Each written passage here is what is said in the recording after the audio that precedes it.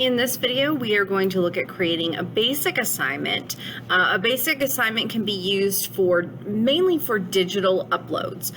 So if we go up here to add materials, we'll go down to add assignment. So for this, you're not building anything within Schoology. This is basically creating a place for students to upload an item to you. So submitting something. If you have had them create a PowerPoint as a presentation and you need somewhere for them to upload them, create an assignment in Schoology and they can upload it here. If they have written a research paper, they can upload it here. If they created a video for a course, they can upload that here. So with basic assignments, the very first thing that you're going to need to do is give it a name. You can type in a description and you have all of these same editing tools that you saw in Pages you can do in an assignment. So you can make this really detailed or not detailed at all. Maybe your students received an outline of the assignment that you handed them in class. You can copy and paste that in here or just leave it blank because they know this is where they're uploading their assignment. So the description is totally optional. Down here, you would give it a due date, and that will show up then on their upcoming dates page by creating a due date here. How many points is it worth? These things are all kind of optional. You do have to attach it to a category. So in my Sandbox course, I don't have any categories created. I'm just going to call this ungraded because it does need a category of some kind, and that's just what I'm going to have it set up as. Down here you see the marking period. It will by default fall in the marking period of when you are creating the assignment. So usually, unless you're working ahead, don't need to change anything there.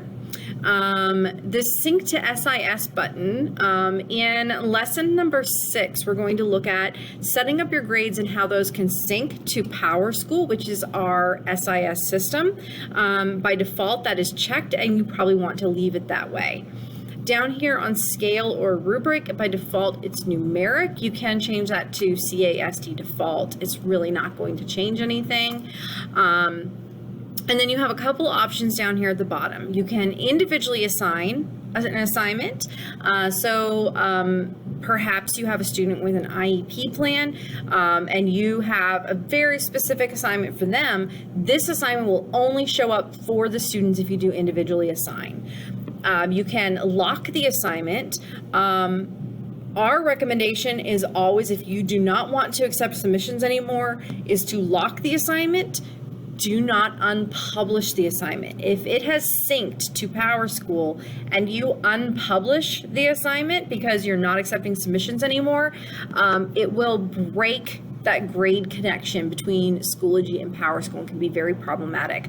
But you can remember to come back here and lock an assignment so that no more submissions are accepted. Maybe a couple days before the end of the marking period, you set your deadline for late work and you don't want to accept any more submissions, you can come in and lock an assignment. You want to make sure by default submissions are enabled, so that is there. By default, it is published. You can look into grade statistics. I've actually never even dived into that world. It automatically creates a comments area where students can comment on the assignment.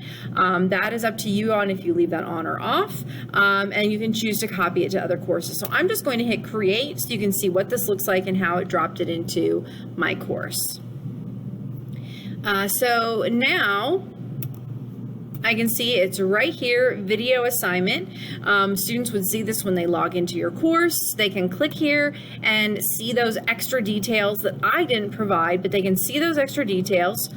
On the right-hand side, you will see how many you have received, and it does change them between on time, late, ones that have been graded or needs grading, and not submitted at all. So if you have a larger class and you just want to quickly see who has not submitted them, you can sort these accordingly.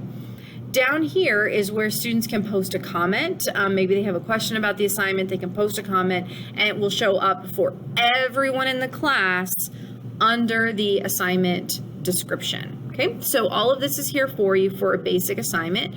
On the student side of things, they would have a submit button over here to attach their file and submit the assignment to you. Okay, so that is creating a basic assignment mainly for digital uploads by your students.